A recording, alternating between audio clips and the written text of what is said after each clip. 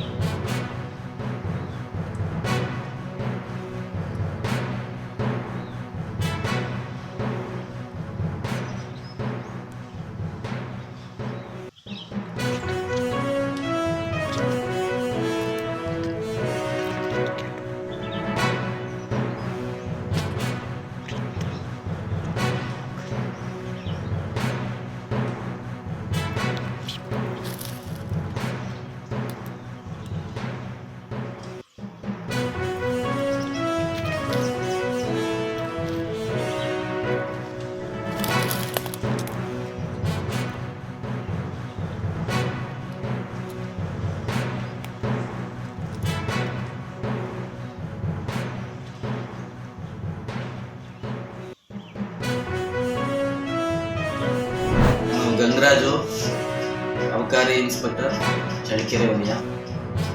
ಮೊದಲಿಗೆ ಸಮಸ್ತ ನಾಡಿನ ಜನತೆಗೆ ಯುಗಾದಿ ಹಾಗೂ ರಂಜಾನ್ ಹಬ್ಬದ ಶುಭಾಶಯಗಳು. ನಾನು ನಮ್ಮ ತಾಲೂಕಿನ ಎಲ್ಲ ಜನತೆಗೆ ತಿಳಿಯಪಡಿಸ್ತಕ್ಕಂಥ ವಿಚಾರ ಏನಂದರೆ, ಈಗ ರಂಜಾನ್ ಹಬ್ಬ ಹಾಗೂ ಯುಗಾದಿ ಹಬ್ಬ ಬಂದಿದೆ. ನಿಮಗೆಲ್ಲರಿಗೂ ತಿಳಿದಿರೋ ಹಾಗೆ ಯುಗಾದಿ ಹಬ್ಬದಲ್ಲಿ ಎಲ್ಲರೂ ಈ ದಿನದಿಂದ ನಾನ್ ವೆಜ್ ಊಟನ ರೂಢಿಗತವಾಗಿ ಇಲ್ಲಿಂದ ಮಾಡ್ಕೊಂಡು ಸಂಪ್ರದಾಯವಾಗಿ ಇದೆ. ಈ ಸಂದರ್ಭದಲ್ಲಿ ಹಳ್ಳಿಗಳಲ್ಲಿ ಅಕ್ರಮವಾಗಿ ಮದ್ಯ ಮಾರಾಟ ಮಾಡ್ತಕ್ಕಂಥ ಸಂದರ್ಭಗಳು ಹೆಚ್ಚಿರುತ್ತೆ.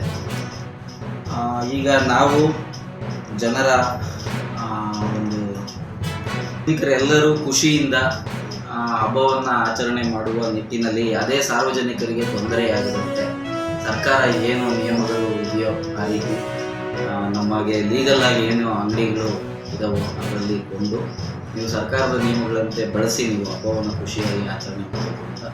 ಅದೇ ರೀತಿಯಾಗಿ ಅಕ್ರಮವಾಗಿ ಏನಾದರೂ ಮಾರಾಟ ಮಾಡಿದರೆ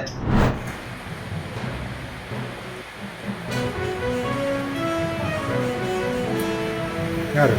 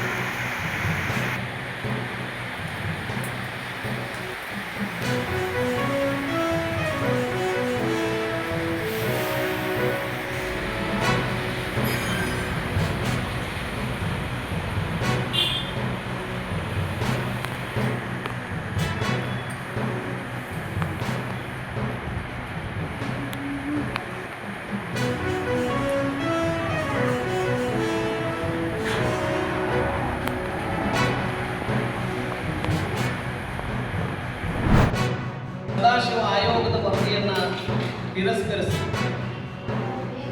ಮಾಧುಸ್ವಾಮಿ ಉಪಸಮಿತಿಯನ್ನು 2% ಜಾಸ್ತಿ ಮಾಡಿ 17% ಅಂತ ಹೇಳಿಕೊಂಡು ಮತ್ತೆ ಎಷ್ಟು 7% ಬಟ್ 24% ಮೀಸಲಾತಿಯನ್ನು ನಾವು ಮಾಡಿದ್ದೀವಿ ಅಂತಕ್ಕಂತಹ ಒಂದು 2 ತಿಂಗಳು ಇದ್ದಂತಹ ಸಂದರ್ಭದಲ್ಲಿ ಬಿಜೆಪಿ ಸರ್ಕಾರ ತರಾತುರಿಯಲ್ಲಿ ಈಗ ಮಾಡಿದ್ದೀವಿ ಅಂತಕ್ಕಂಥ ಒಂದು ಘೋಷಣೆಯನ್ನ ಮಾಡಿದ್ರು.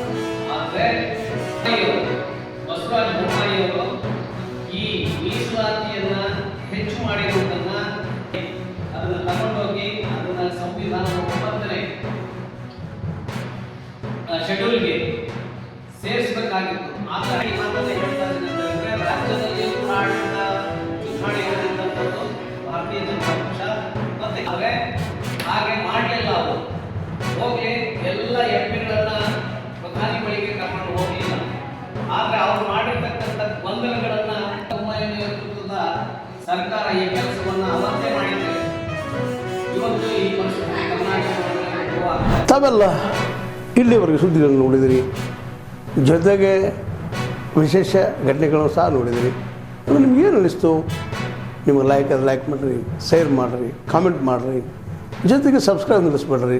H16 ನ್ಯೂಸ್ ಅರ್ಥಾತ್ ಈ ಸಿತಾರಾಮ್ ನ್ಯೂಸ್ ಸತ್ಯದ ಕೈಗಳಲ್ಲಿ ವಂದನೆಗಳು.